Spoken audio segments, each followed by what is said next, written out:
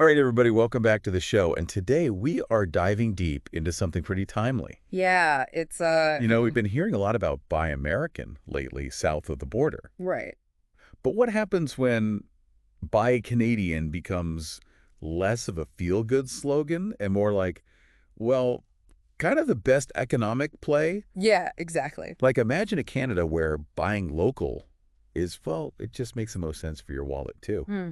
And that's what we're going to unpack today, right? We've Yeah. got a whole bunch of recent news and expert analysis all about how Canada might be looking inward Mm-hmm. to, well, strengthen its own internal trade right in the face of some pretty choppy waters out there Interesting. on the global trade scene, that is. Yeah. So get this right. Yeah. Did you know it can actually sometimes be easier for Canadian businesses to trade with the U.S.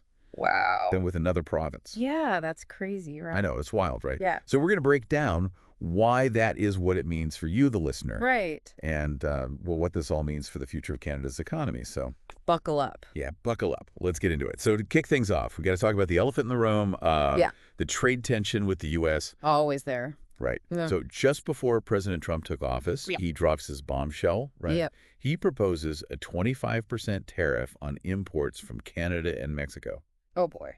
initially claiming it would be like, bam, immediate, right Right. away as soon as he steps into office. Oh. So that obviously sends shockwaves through, both sides of the border, Yeah. and Canadian leaders are not having it. Right. Premier Eby out in BC, he comes out swinging, right? He's calling for Canadians to rethink travel to the U.S., Sure. rethink buying U.S. goods, and he even goes so far as to call Trump's proposal a deliberate economic attack. Strong words. Right? So that sets the scene, right? We've got this external pressure coming from the South, Yeah.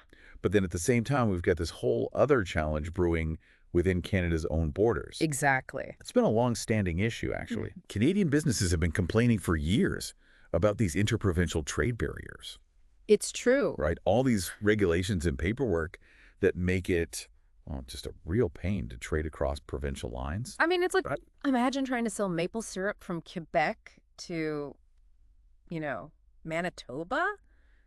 Out of- It's ridiculous. Right. And this is where it gets really interesting because CUSMA, right, the agreement that replaced NAFTA, Yeah. that's supposed to make trade, super smooth between Canada, the U.S., and Mexico. Right.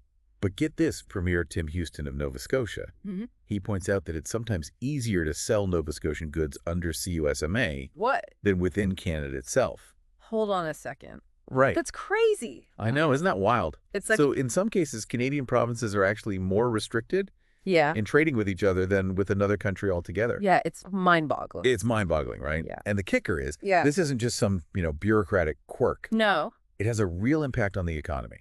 These barriers, they drive up prices for consumers. They do. Some estimates say by as much as 15%. Wow. Think about that 15% more for your groceries, your clothes, everything. Ooh, And it holds back Canada's overall economic growth, too, it's true. right? The IMF, they did a study on this, and they found that getting rid of these internal trade barriers could boost Canada's GDP by 4% Wow. per capita Yeah. and create a ton of new jobs. It's huge. Right. Yeah. It's huge. Yeah. So it's like this double whammy, right? Oh, We've yeah. got this trade tension with the U.S., which seems bad on the surface, Mhm. right? Right. But it's kind of forcing Canadians to look inward. Yeah. And maybe, just maybe, this is actually a hidden opportunity, It could be. right? What do you think? Well, some leaders definitely seem to think, so Premier Eby in BC, for example, he sees this as a chance to really focus on growing the Canadian economy from the Yeah. inside out, Yeah. by making it easier for businesses to trade across provinces. Right. So instead of relying so heavily on trade with the U.S., Yeah. Canada could become more self-sufficient, Exactly. more resilient, Mm-hmm. right? And ultimately more competitive on the global stage. Okay, so that's the optimistic view. But is Buy Canadian truly a long-term solution? Right. Wouldn't that risk making Canadian goods less competitive internationally? Well, it's a valid concern. It's a delicate balancing act for sure. Yeah. But, many argue that by strengthening its internal market, Canada could actually create a more innovative economy, one that's able to compete effectively on the world stage. Right. Because if Canadian businesses have easier access to a larger domestic market, Yeah, they can grow, they can invest in research and development, exactly. they can become more efficient, and ultimately offer higher quality products at a more competitive prices. It makes sense. Right? It's like that saying, a rising tide lifts all boats. Yeah, Right? If the Canadian economy is strong as a whole, everyone benefits. absolutely. So it's interesting how this whole situation connects to what small businesses have been saying for years. The Canadian Federation of Independent Business, the CFIB, Right. they've been calling for removing internal trade barriers for a long time. It's true. Their surveys show that a whopping 88% of small businesses see this as a top priority for the government, Wow. right? And get this, the CFIB estimates that eliminating these barriers could inject a staggering $200 billion into the Canadian economy. $200 billion. Yeah, think about that for a second. $200 billion. That's an insane amount of money. Right. What could that kind of money do for your community? Yeah. Schools, hospitals, infrastructure. It's a game changer. Right, it's a game changer. Yeah. So it seems like Canada is pursuing a two-pronged approach to this challenge. Right.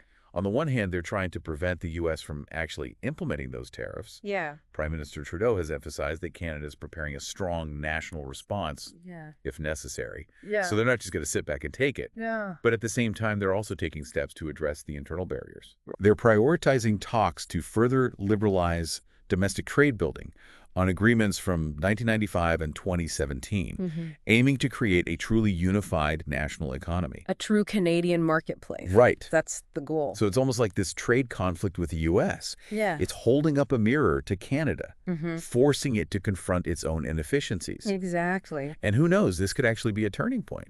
It could be. If Canada can successfully streamline its internal trade, it could become a model for other countries facing similar global trade pressures. A blueprint for success in a volatile world. Right, because let's face it, this kind of protectionist rhetoric, Yeah. it's not just happening in the U.S. It's a global trend. Right, we're seeing it all over the world. Yeah. So if Canada can figure out a way to thrive in this new environment, it could be a real inspiration to other nations. Absolutely. And that's what makes this whole situation so fascinating to watch.